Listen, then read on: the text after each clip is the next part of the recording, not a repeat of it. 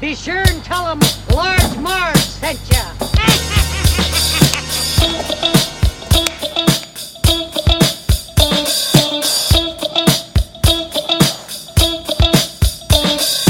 In the 90s, we were just teeny tykes. We liked our movies and our bikes. We wanted to be DJs, but we were just teeny gals. So we went off to college and we remained best pals. 20 years later, we're still watching flicks and we're bringing you the favorite bit by bit. Sweetie and Sweetie are here to say it's the Large Marge Santa's podcast. Hey. Hey guys, welcome to the Large Marge Santa's podcast, your favorite podcast where two sweetie sisters talk about their favorite flicks from childhood. I'm Sweetie with a Y. I'm Sweetie with an IE. And hey, we're here. I am not sick anymore, but I might sound sick still, which is like deceiving, but I just have like phlegm stuck in my body eternally, so it's too bad. Don't I know? Yeah. So deal with that. So if like you hear a gross cough, it sounds like a death rattle. I'm sorry. It's so not sexy. But it is what it is. So, sweetie, why don't you tell our listeners about the flick tonight? Okay, Since cool. you're in charge. You were in charge of picking I'm in charge. This is my week to pick. And I did sort of a fan favorite, if you will, today. Wanted to do something for my dear friend Nikki. Hey, Nikki. Heard this was her favorite film, and thought it would be nice to cover it. And I was pumped about it because, you know what, I've only seen this film a couple times, but I know it is like a pretty much a 90s classic. It is Fried Green Tomatoes. You say tomato. I say tomato. Tomato. Tomato. Patata. Potato. I don't understand that word, that song, because like, who says patata? Who says it like that? Who says patata? No one says it like that. It's the dumbest song I've ever heard. Fried green tomatoes. I know that's hard to say. Fried green tomatoes from a 1991, guys. So like early 90s movie. Sweetie, first question right off the bat. Have you eaten a fried green tomato? No, never. I've never even me seen neither. one like around here, like on a menu. Yo, no one I've has never it. seen a I've gluten-free never seen. fried green Sure. tomato, Yeah, first of all. that's different. Why do they have to be green? Because they're like, I mean, like, If are they a red edible? one would fall apart, I think that's what the theory is behind that. Because if you like deep fry a tomato, it's gonna be like kind of like nasty and fall apart, and like too much water because tomatoes have a lot of water. Yeah, I guess that makes sense. But I guess essentially, yeah. wait, sorry, interjecting. I think it's like a What a cornmeal surprise. encrusted tomato, but what concerns me is why isn't there any like dipping sauces? It seems kind of dry. Maybe there are. I don't know. We just didn't see them. I don't know. I'm gonna make them for a project. I don't think I would like it. I mean, it could be like a fried pickle, maybe Yeah, situation. maybe. Yeah. I'm sure you season the tomato, so it's probably like good. All right. I mean, I don't think we The should knock cornmeal it until we crust is try good. it. Yeah. But yeah, so I remember this being like a pretty big movie. I was pretty young when it came out, so 91, so I wasn't even 10 years old yet. But I remember it for like a couple crucial scenes that they had, and also probably like watching this when I was way too young to watch it, so like not really understanding much of it at all. And you saw it on television. Yeah. So I would have seen it like, I don't know, when they would start putting it, I don't know, let's say like Lifetime. 1995 maybe. Yeah. It's probably like 5 years later. So I do remember it, but I've only seen it a couple of times. But I know this is a movie that many, let's say mostly women, treasure and love it for, I think, both its depiction of whether you want to call it female friendship or female actually love, and not platonic love, like actual romance, and the depiction of the South, right? Mm-hmm. That's a good thing. This depiction of the South. Well, I was thinking about how we've done like Steel Magnolias, right? And like, I thought I wrote down another one here too. This like that concept of like strong women of the South movies. Like, I feel like that is a thing that they like do so well. So while especially in this one, women are certainly like treated a certain way in this movie, but like their strength and like perseverance is something that like really shines through. And that's really the theme in like, What's the one I just mentioned? Steel Magnolias. Steel Magnolias, yep, for sure. And then I think of like Forrest Gump, right? You have like Forrest Gump's mom who just is like making it work, also in Alabama. So you have like these women who are clearly living these like really tough times and these really very restricting gender roles, but still like making it fucking work. And that's what I love about these Southern movies. And it's not like ones that depict the North aren't like that. I mean, we're like pretty scrappy up here. I'm just going to say it. But I don't know. It's just something different about the ones that take place in the South, right? I mean, you know who else had a hard time? Black people. Yeah. So that's more, I guess, I don't know. Like now it's hard to look back on these movies with like a woke lens. Well, do you feel like this is too like almost too like magical white people movie where you have like, oh, these like really like woke white people in this? People. No, sorry, that's the wrong term. I know the magical black person term, but like that there were these people in this town who weren't racist. There was like the sheriff who was like standing up to the Ku Klux Klan. Well, like also was in the Ku Klux Klan? I don't get it. I don't know. It's hard to say. I just know that I mean, the critique is less maybe about that and more about the fact that like, why are we showing the white people's story? You know, like I know it's important, but like if like, well, this is about there's voices that need to be heard. I don't know. It's not about. It wasn't about that. Like I understand like what you're saying, but this is about the women's like friendship and their lives there and what they were going through. So yes, like black people existed in a major way in this movie as kind of side characters, but were really like an integral part of the plot, as you learn at the end.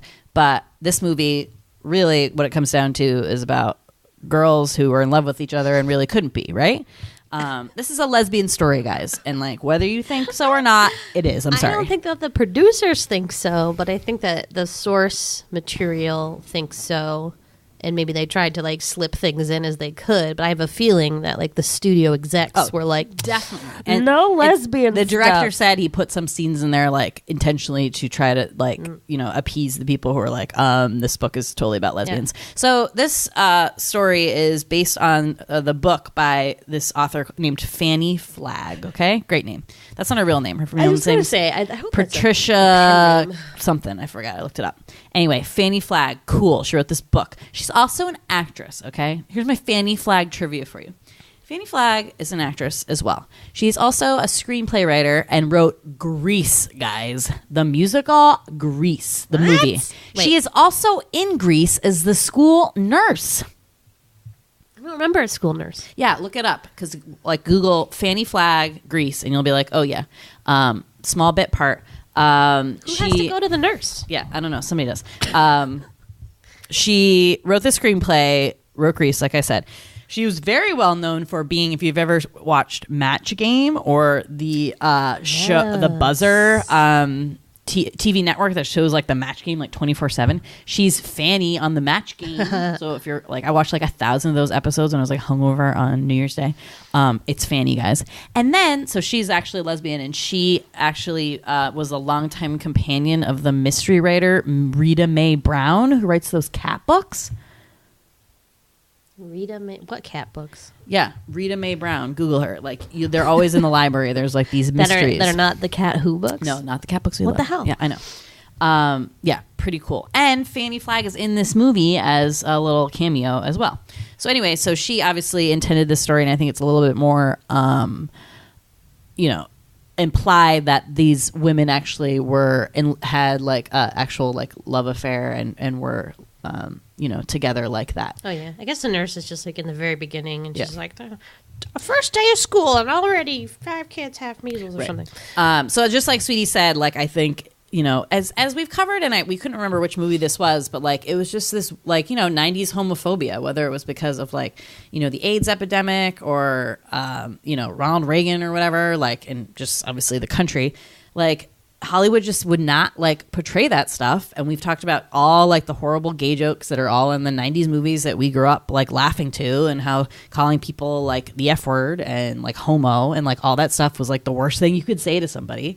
I mean, such a weird time. So you do have this movie, which is like this beautiful story, but they really kind of boil it down to this story between two girlfriends. And it's a lovely story. It's a lovely story about women empowerment, I would say, in general. Yeah. a lot of sweetie confusion. And I say that as someone never having seen this.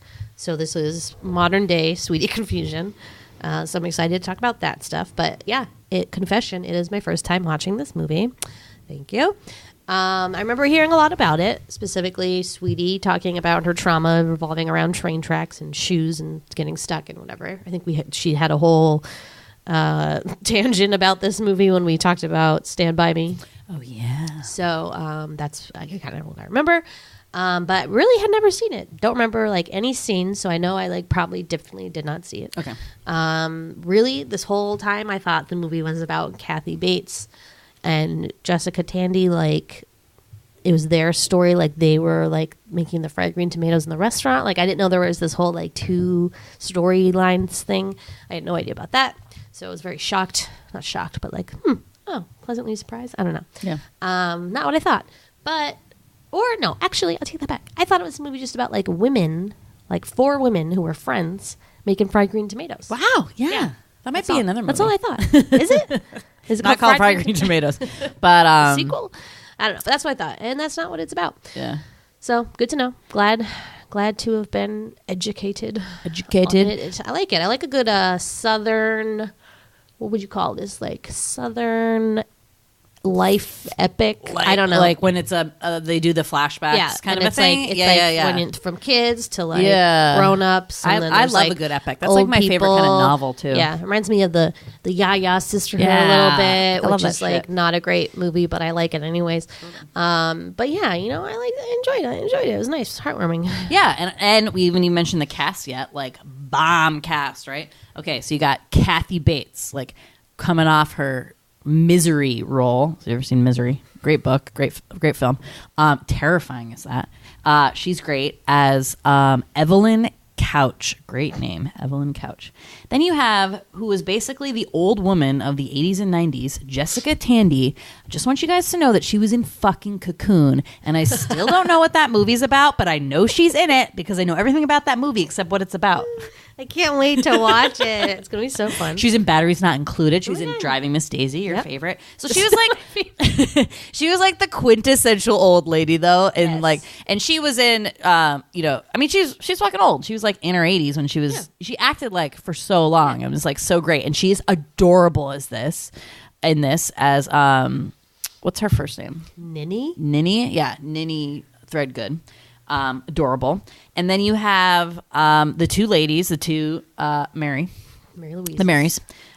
Mary Louise Parker, brunette. Mary Stuart Masterson, blonde. Triple name Marys, confusing in the 90s. They were in like a lot of stuff, but they are excellent this as Ebony and Ivory. Amazing little, these friends who were essentially lovers. Who else? Cicely Tyson, who does that woman again, does not age. She's amazing in this as Sipsy, who you figure out in the end, like, okay, Sipsy is badass. Spoiler. Yeah. So awesome. You have that guy from Monster Squad who gets blown up by Dracula and when he's in the car. Yeah, Big George. Love that guy. Big George. But a bunch of other like random people that are like in a bunch of 90s movies, like the guy from Ace Ventura who's watching the fishies. Right, or in movies about the South, I would say. So they're like character actors specifically for like Southern movies that take place in the South, which is pretty cool. And then you have tiny baby Chris O'Donnell, who is like, his voice is cracking. That's like what a baby he is. Like his voice was changing like on screen as you're watching it. It was amazing. Yeah, yes. He's adorable. I had the biggest crush on him, and probably when I saw him, probably when I first saw this movie, I was too young to have crushes, but oh boy, did I later. I had a crush when I was 5 years old on Mark Wahlberg. Oh, I didn't really have my sexual awakening until Devon Sawa. Oh, right. We talked about that. So he's adorable. What happened to me, but yeah, I gotta go. Yeah, you're a horn dog. So quickly. So great movie. It's, I kind of want to go back and read the book now. Sweetie Book Club. Yeah. No, that's never really taken off, but I'm going to do it someday, you guys. But because this book... Hey, did you ever finish Cocktail? No, I did not. That book was horrible. But this great characters in this book and in this story, and you could tell that the book's probably like really good. And I think she's written like actually a lot of other things too, so love to check that out. But let's get into this plot because it's actually like pretty good. Yeah. Sort of like a mystery. Yeah, kind of is. Yeah. Yeah, let's do it. All right. It's time for the sweet synopsis. Yeah. Sweeties. I can't even look at my own vagina. Okay. Idgie Threadgood is a tomboy. She's a scrappy little girl, you know, she's just like having a good time, living in Alabama.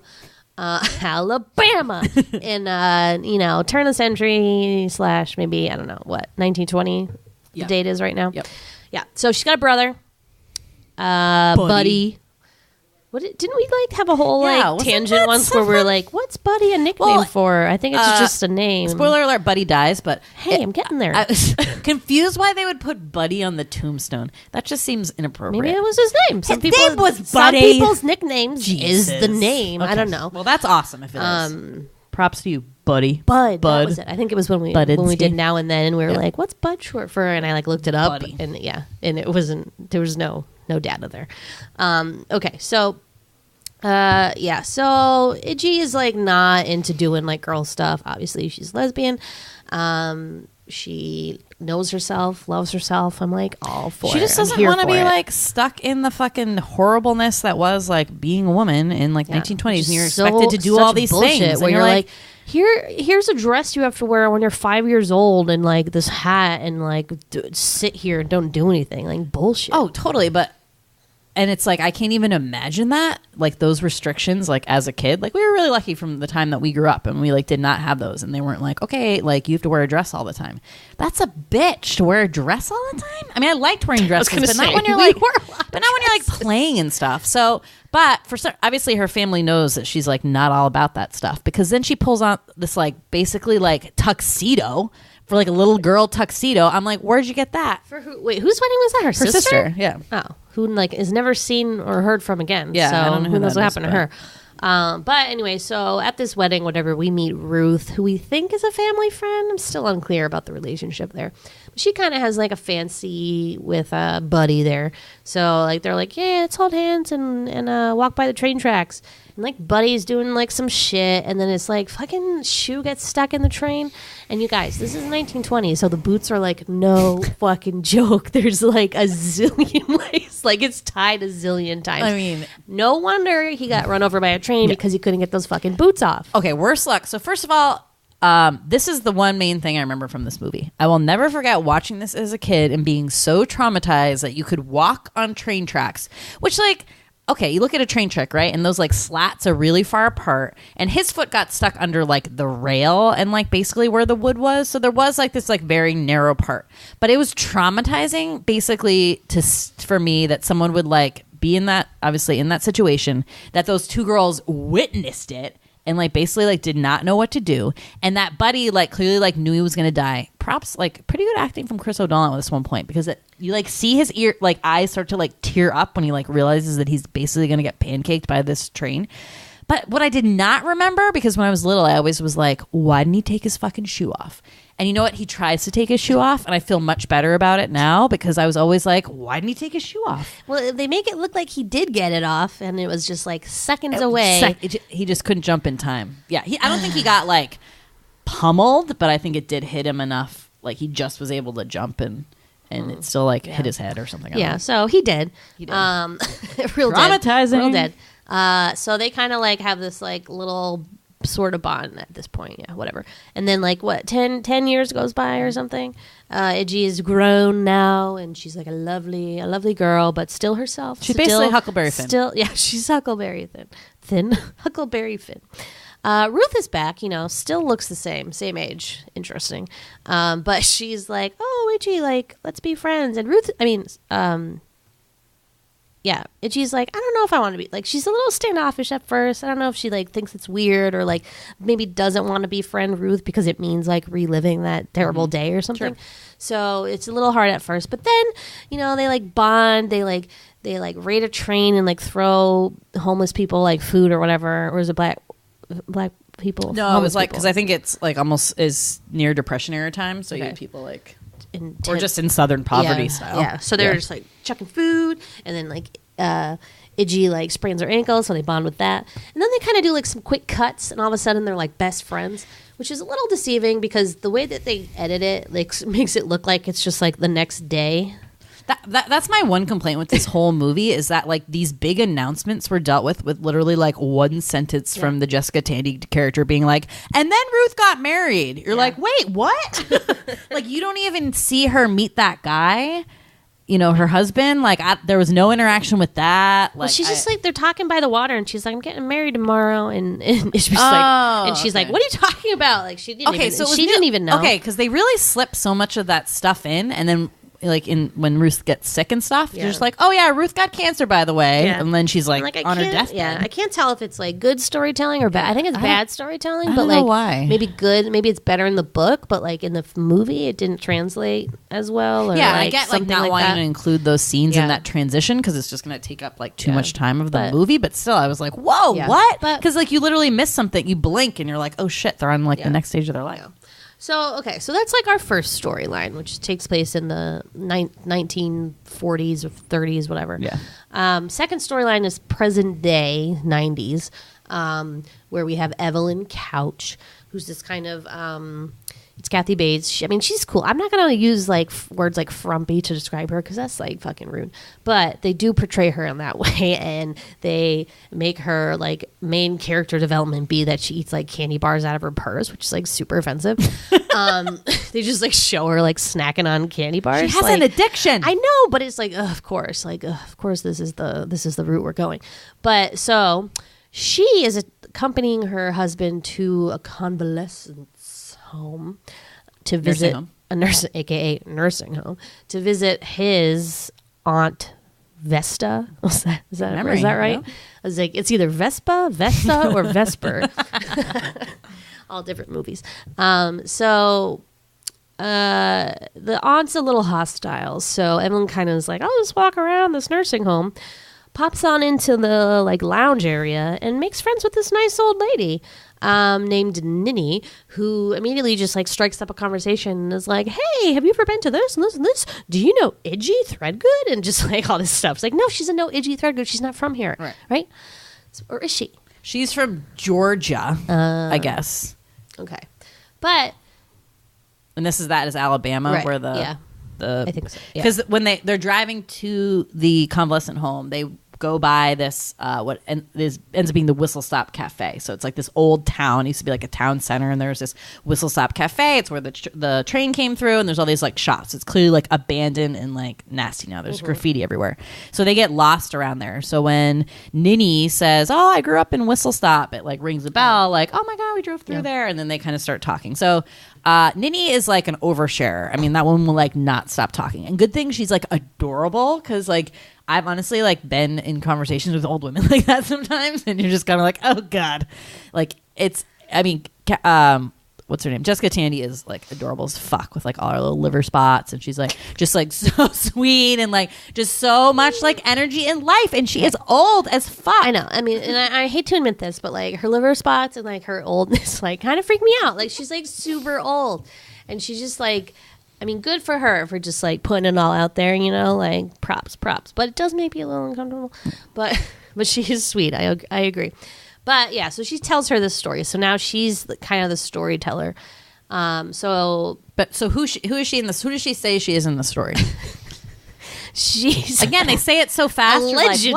Allegedly, she married into the family, but she says she was basically adopted by the Threadgood family, which is like, but if you married in, like you're not like you know, But whatever. So we believe she marries Idgie's other brother, non-dead brother, Cleo.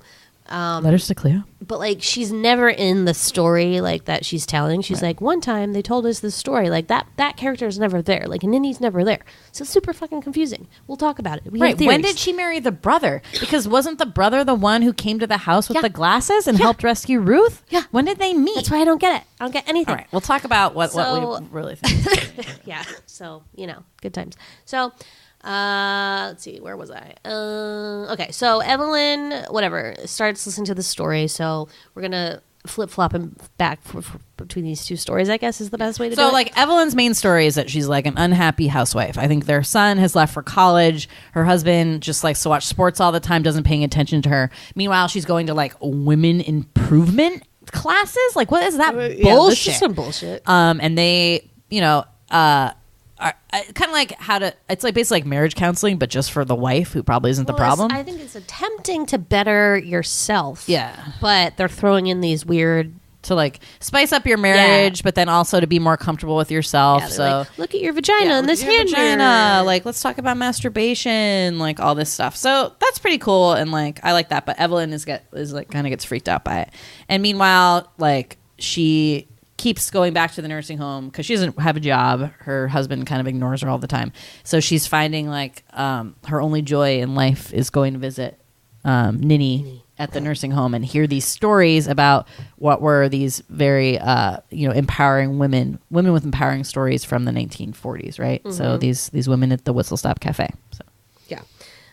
So back to Whistle Stop, circa 1940, 50, 30. Who knows? So we're in the Deep South. You know, there's like race stuff. There's the Klan. But Ruth and Idgie are best friends. Ruth gets married to this son of a bitch, Frank Bennett, real asshole, beats her. Idgie doesn't know this, goes over to visit her, sees her crazy black eye, and is like, what the hell is this? So she's pissed. Then Ruth's mom dies. She sends them a letter. And then Idgie goes there to like get her because Ruth sent this like Bible passage as like code saying like come get me. I don't know. I'm still fuzzy on what that meant. Don't read Bible myself. The Book of Ruth. Ooh, fancy. So she goes there and Ruth's like, I'm getting the fuck out of here. So they like pack her shit. They get her stuff out of there. She's also pregnant, FYI. Frank comes home, unfortunately, and is like, what the hell are you doing? And then like hits her again and like tries to carry her up the stairs. But luckily they brought Cleo and what's that guy's full name? Big George. And, you know, they break it up. They get her out of there, bring her back home. Frank pushes her down the stairs, and you're like, oh my God, is the baby dead? Like, what's going on? No. But don't worry, the baby's fine. She gives birth to the baby, 9 months later or whatever. Names it Buddy after Buddy. That's sweet. And they just start living their life. They open a little cafe, Whistle Stop Cafe. They're just like enjoying life and their friendship and all that stuff. Buddy's growing up. It's all very sweet. Weird thing though, like Buddy is apparently destined to be like run over by trains. Wait, you miss the whole Frank Bennett? Oh, I thought that happened after. No. Okay, right. So I was like, Buddy the baby is a baby, and Frank finds out he has a son. Goes there and is like, I want to see my son, blah, blah, blah. So you can't see his son. So there's this whole thing. He comes back in the middle of the night, steals the baby, like hits. Ruth is at a revival. Oh, church revival ceremony. Okay. Tries to take the baby, and then like someone hits him on the back of the head with something, and he like dies. And then we know that they find his car like in the water, and that they arrest like Idgie for the murder. So like we hear that in the beginning, and then this is kind of the pieces kind of bringing that together. So now we know what happened. There's no body or anything, and they don't find the car for like 5 years later. So that's like there's a lot of rains or something. They know that Idgie said, if you touch her again, I'll kill you. Yeah, pretty circumstantial case. I'm pretty sure if you do not have a body, like you can almost not like if you have pieces of a body, you can, but like if you have no body at all, you really can't do a murder charge. I'm pretty sure that's how it works, guys. But they do anyway, so they get put on trial. So her and Big George, and luckily they get the preacher. So Ruth is like pretty religious, and she gets the preacher to give them an alibi, saying that they were at the revival too, even though they weren't. So you don't know what happened. All you see is that Frank Bennett got hit over the head and just like falls on the ground. So you know he's probably dead, but you have no idea who did it. They don't show you like at anything at all. Yeah. So then after that trial, they can go free. They just, the judge is like, there's not enough evidence here. Hello. And then they walk free. So that's good. And then poor Ruth gets cancer. No, that's way later. No, it's right after that. We missed the Buddy thing. What? Buddy in the train. Oh, well, it's like, isn't that important? Was pretty important because Buddy, playing near the train tracks, gets his fucking arm run over and he loses his arm. And now they call him Stump, which is like very unfortunate. I just couldn't. Sweetie and I were like shocked, first of all, because they set it up to look like there's like Buddy Jr. written on a gravestone. And Sweetie and I like flipped the fuck out. We were like, I mean, what are the chances? But it was just they were burying his arm. But like, dude, she told him so many stories and she left out the story of how his namesake got his foot stuck in a railroad tie. Like, hello, what? tell him that don't story. Let the kids play by the railroad. Dude, don't play by the railroad. Exactly, that's nuts. Yeah, so he just loses an arm, which is better than losing your whole body and dying. Yeah. Anyway, so that happens. But and then he grows up, and Ruth gets cancer, and then she dies. It's very sad. And then that kind of ends the story. So we're back in 90s time, and she's telling her the story. She's like, "Oh yes, and here's like the end of that story. Like we actually found out what really happened the night that Frank disappeared." Wait, and also, but meanwhile, the rest of Evelyn's story is that she's like heard this whole story being told about Idgie and Ruth, and has like made her basically like a whole new woman. So she starts working out. She gets a job selling Mary Kay, because that's actually what Nini? What's her name? Mm-hmm. Nini? Yeah. Nini told her to do. And she basically just like takes these women's stories and is just like, I'm gonna be like awesome like they are. Inspired. Yeah. So she's great, and she's just taken so much like, and just loves visiting Nini and all these stories, and comes to the conclusion that so you learn that like Nini is at the nursing home not because she actually needs to be there, but because her friend had to be there, a Miss Otis, and she was staying with her to like keep her company or something like that. And then Miss Otis's daughter-in-law tells her that tells Evelyn that Nini's house is gone. They like demolished it because it was like condemned. Yeah, like just a hot mess. So Nini actually is like homeless at this point.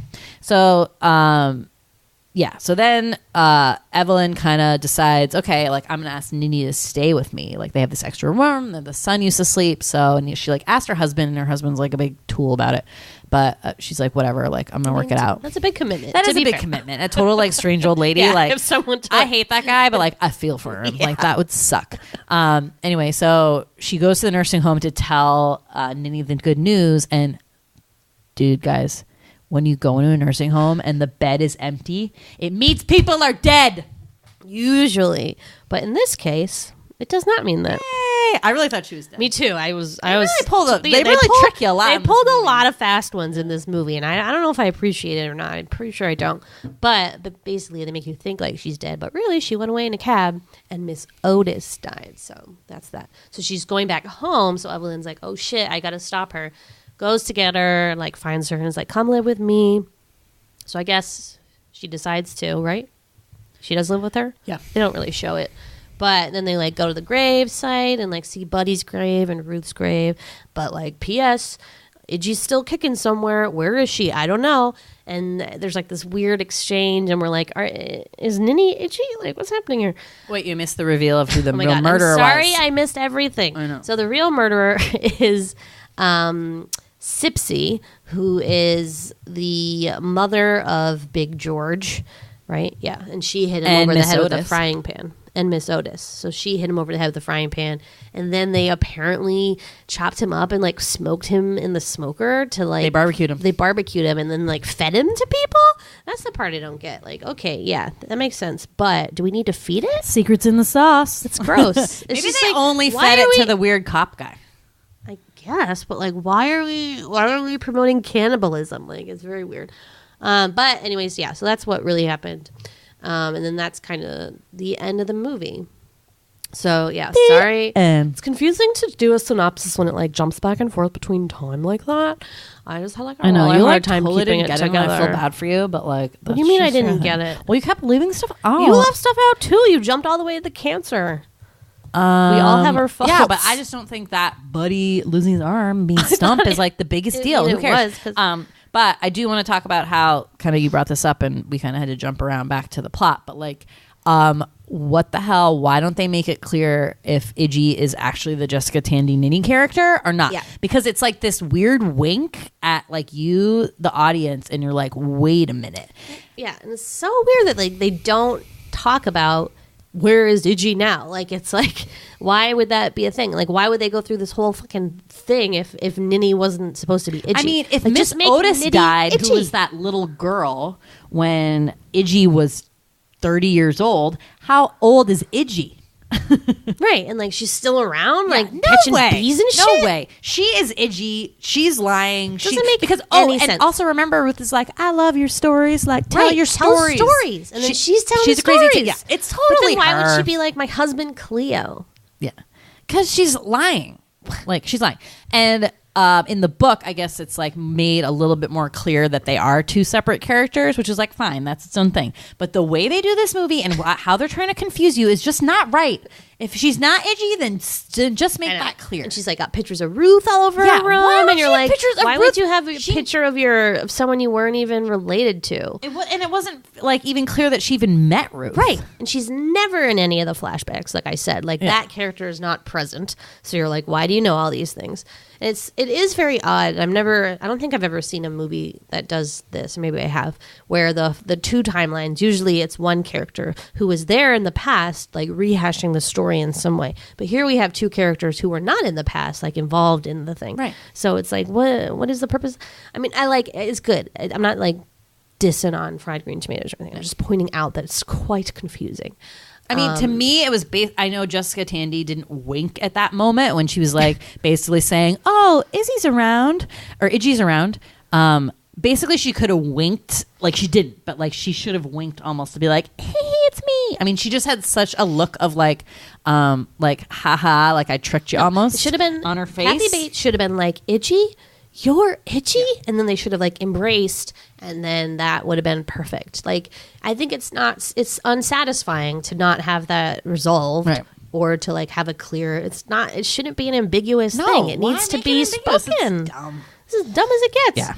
Come on, Yeah, director. so that's our main confusion / beef. I'm also confused about barbecuing Frank. I don't think it's right, and I just think that's gross. And then like, is the barbecue thing like contaminated for the rest of the world? Like You what? can eat people. No one wants to eat people. one Like wants people to, but taste you don't know bad, and sharks don't like the way we taste. So I'm assuming we're very fatty and like not very good. I don't know, but if that guy didn't notice, then like I guess it's not a big deal. Anyway, so other than the train scene, the only other scene that I like really remember from this, well, two. So the train scene, and then there's this like sort of fantasy scene where Evelyn like trying to figure out a way to like woo her husband and make like get his attention on her by wrapping herself in plastic wrap or saran wrap, or not even that. She like makes a full on dress, guys, of like plastic wrap. So she wraps it so much you like can't even really like. It's not like she's like naked and it's like kind of see through, but like not really. And she makes like a headpiece and she puts like glitter all over herself. And it's like I remember that so much when I was a kid and be like, oh my god, that's crazy. But he never sees it. Yeah. No, He does see it. It's like a He does it. fantasy. It's not. I don't think it's what Oh, really. I thought she happened, really though. did it. No, And I I was think like, she was wow, like she's got some daydreaming during the skill. women empowerment like thing. Yeah. Okay. So I remember that one, and then I remember the domestic violence scenes like really well.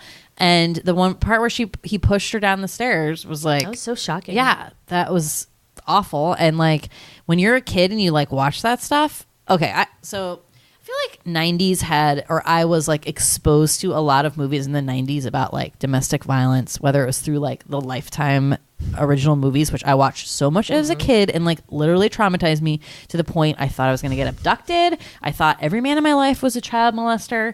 And I was like, I'm never getting married because I'm clearly going to like get beat up. Like television for women was actually like several very scary cautionary tales. I know. Really Well, fucked up. Specifically Lifetime, yeah. So this movie I remember specifically, Sleeping with the Enemy, the Julia Roberts movie. Do you remember that? Where she like learns how to swim and they like, she's an abusive husband and she like swims like laps and laps at the gym to like prepare to basically, they have this house that's like on this like bay or something, and she just like swims away from him in the middle of the night or something. Oh my god, it's crazy. she like cuts her hair, but then he comes and finds her. It's like the ultimate scary, sketchy husband stalker movie. Thanks. Sleeping with the Enemy, you guys, sketch. She like cuts her hair and puts it in the toilet, remember? And then like flushes it, but not all of it goes away.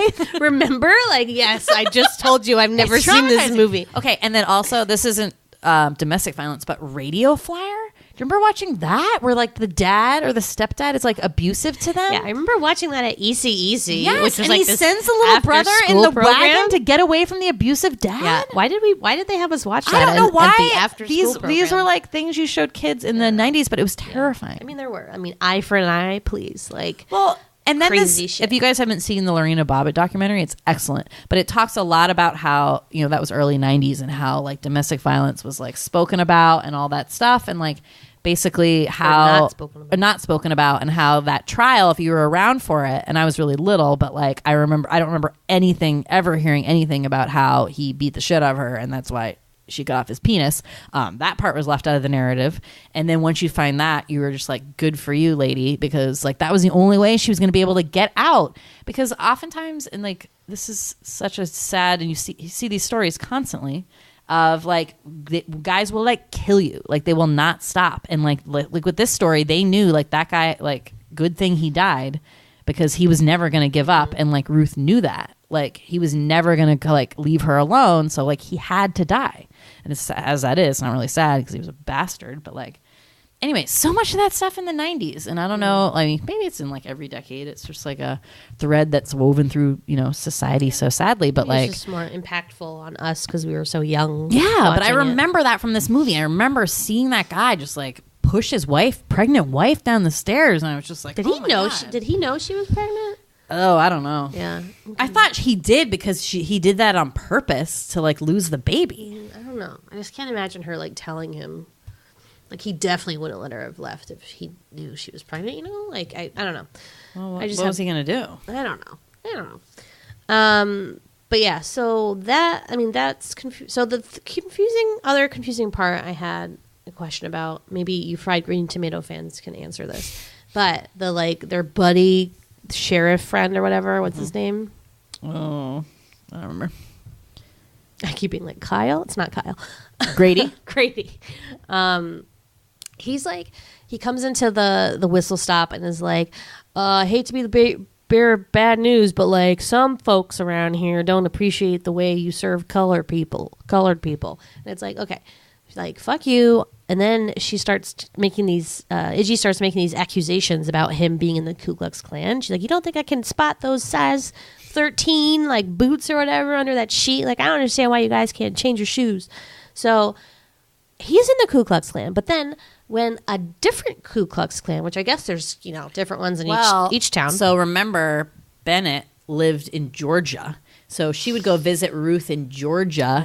They were over the line. I see. So it was the Georgian Ku Klux Klan. But they came yes. to Alabama because it was to his like Klan. get Big George or whatever.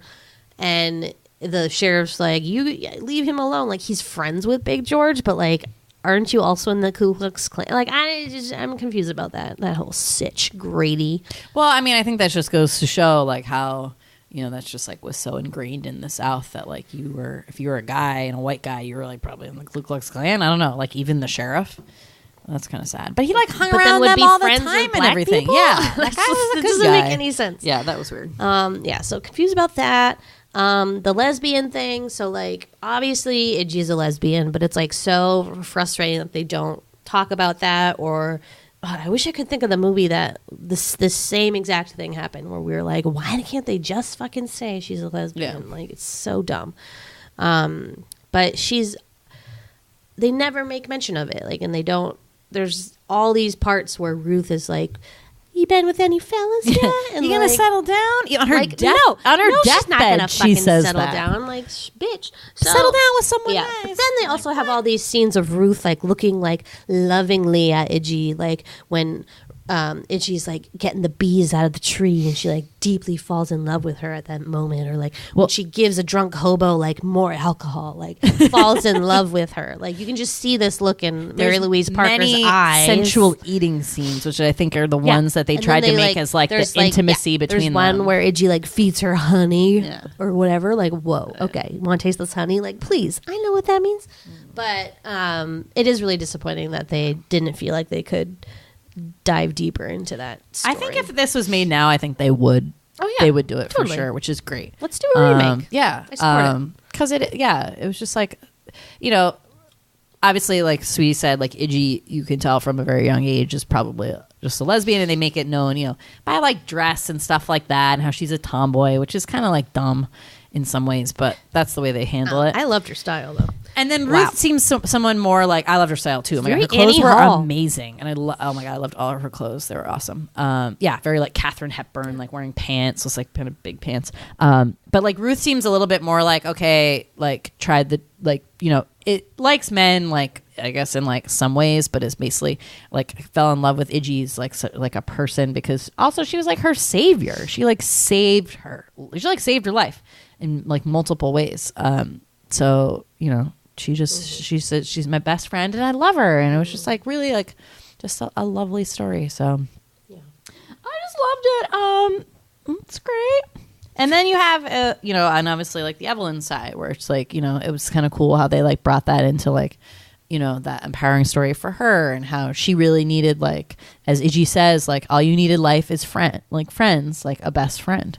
Which is true in a lot of ways, and like it's almost like Evelyn didn't really have like a best friend, and she kind of found it in like the Idgie character, which is so sweet. She didn't have nobody. She didn't have anybody. She was so lonely and felt like she had no purpose, and her husband just didn't really like her. It is interesting. I do think it's sweet the way that they move time along, that they progress time in the Evelyn timeline, is by having these like holidays as benchmarkers. So like she comes on like Halloween, good one, on Valentine, Christmas, Valentine's Day, and then at each one of those meetings she like asks Ninny to tell her more about the story. So you're like, wait, she's going like 3 months without knowing like the next part of the story? That's crazy. But then you're like, wait, their friendship is only like 5 meetings? Like, it's, I don't know. Again, the time thing is confusing. Well, and there's only visitors day like once a week maybe. So it's like she can only come like during visitor day. Yeah, I guess. What a fucking depressing place. I hope I never have to live in one of those places. I'm sure I will, because I probably won't have any children, and I'm just going to get like stuck in one of those places. No, you will not. You live with me. Is depressing as fuck. I've never, like, there's a scene where they just like show all these like old people in wheelchairs in the hallway. Like, is there not an activity center? What's happening? Was awful. It was very weird. But yeah, bleak. Yeah. Some good quotes in this movie. I'm sure, like, probably taken from the book. I'm hoping, but who knows? There's this one that says, Ruth says, they're like in that train car giving the, basically what they were doing is that they jumped on a train that was full of food, like going to somewhere, like another town. And they took that and threw it out to like all the poor people and stuff. So it was like a little like Robin Hood kind of style. And then they have to jump out of the train, because if they take it all the way to the next stop, it's 5 miles out of town. They have to walk back. So Idgie's like, we have to jump. And Ruth's like, what? And she's kind of like freaking out about it. And then she said something like, you're never going to jump. And then Ruth's like, don't say never to me. And then she just does it.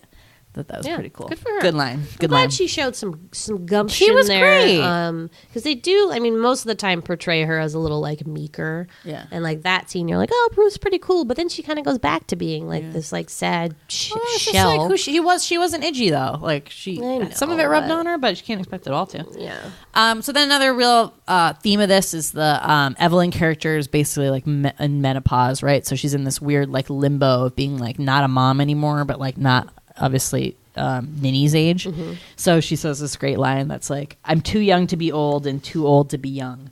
That's what I feel like right now. Because I mean, not really, but like you can understand how you would be at that point where you're like, you're not young anymore, but you certainly haven't lost steam, where you're like in a old person home. Yeah.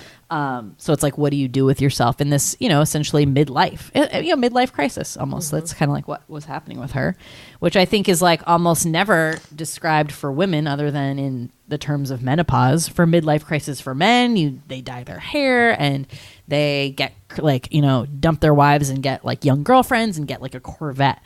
But like, what is women's midlife crisis? Do we not have Getting them? another cat? Yeah. Like, it's like, why such isn't it bullshit? It is bullshit. So I thought this was like a great, that I think a lot of women that age, so let's say like late 40s, early 50s, whatever, when you're going through that time, like saw this movie and were like, oh my God, like hell yeah, like I don't know what my place here is in society, because basically you're told like if you're not a mom and you're not like, not that she's no longer a mom, but like her kid doesn't need her. But like her kid doesn't need her, and then her husband like, isn't interested in her anymore in that way. Like what place do women have in society if you're not either going to your husband or your children? And like, yeah, we have a place in society, you know what? And you like do whatever the fuck you want. So she really like took the bull by the horns and was like, yeah, I'm gonna get a job. I'm gonna visit my old lady friend, and I'm gonna like make it happen. Yeah. And she did. And like, she did. That's Forever. a great message. Yeah. I know. And then to that point of that, so like the kind of young girl, older woman kind of like battle that is going on in this movie. These like bitchy girls like totally like dressed to like the horrible 90s fashion, and they're like little like convertible Beetle or whatever steal her parking spot at like the Winn-Dixie, and she gets so fed up that she like rams their car a bunch of times and is just like so excited about it because she like finally stood up for herself and was just like, screw this. And then she says to the young girls, she's like, face it, girls, I'm older and I have more insurance. Well, and at the beginning, the when she said, hey, excuse me, I was waiting for that spot, the girls were like, face it, like, we're younger and faster than you. So she retaliates with this quote after she trashes their car.